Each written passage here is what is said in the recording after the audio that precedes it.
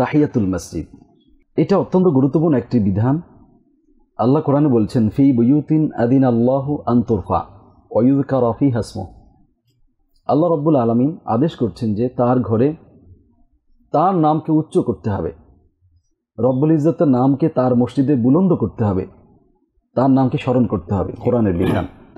রাসূলুল্লাহ সাল্লাল্লাহু আলাইহি ওয়াসাল্লাম তিনি বলছেন, ইদা জা আহাদুকুমুল মসজিদ ফালা ইয়াজলিস হাত্তা ইয়ারকা রাকাতাইন। বুখারী মুসলিমের হাদিস, যে তোমাদের যে কেউ মসজিদে প্রবেশ করবে সে 2 রাকাত সালাত আদায় করা ব্যতীত বসবে না। জি, বিদ্বানগণ প্রশ্ন করেছেন, ওলামা কেরাম প্রশ্ন করেছেন, যদি কেউ মসজিদে প্রবেশ করে কিন্তু 2 রাকাত সালাত আদায়ের জন্য সেই সময়টুকু না পান, তাহলে তিনি কি করবেন?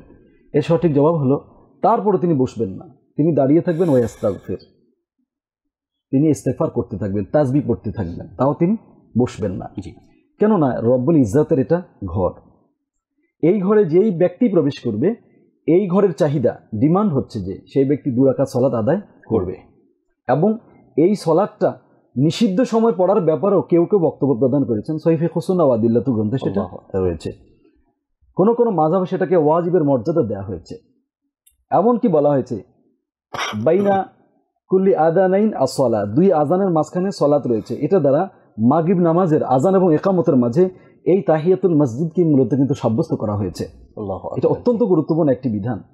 দুঃখের কথা হচ্ছে, আমাদের কিছু ভাইরা মসজিদের ভেতরে লাল বাতি ঝুলিয়ে রাখেন, খুবই দুঃখজনক, এবং লাল বাতি প্রদর্শন করে আবার নিচে লিখে দেন যে লাল বাতি জ্বলাকালীন সময়ে সুন্নতে নিয়ত কেউ করবেন না। দেখুন, একজন ভাই যদি মসজিদে প্রবেশ করেন, তারা 5 মিনিট আগে বাতিটা জ্বালিয়ে রাখেন। 2 রাকাত সালাত আদায় করতে 2-3 মিনিট একটু সংক্ষিপ্তভাবে আদায় করলে যথেষ্ট হয়ে যায়। তাদের উচিত রব্বুল ইজ্জতের এই কথাটুকু একটু ভালো করে জানা। ওমান আযলাম মিম্মান মানা মাসাজিদ আল্লাহি আন ইউযকারা ফিহা ইসমুহু, এর চাইতে বড় জালিমকে, যে আল্লাহর ঘরে আল্লাহর নামকে উচ্চকিত হতে বাধা সৃষ্টি করে। অতএব এত বড় জালেমের ভূমিকা আমাদের যাওয়া উচিত হবে না। মসজিদের মর্যাদা রক্ষার্থে আমরা এই কাজটুকু অবশ্যই করব। যখনই মসজিদে প্রবেশ করব, আমরা সালাত আদায়ের জন্য করি বা অন্য কোনো কারণে করি, এটা মসজিদের ডিমান্ড।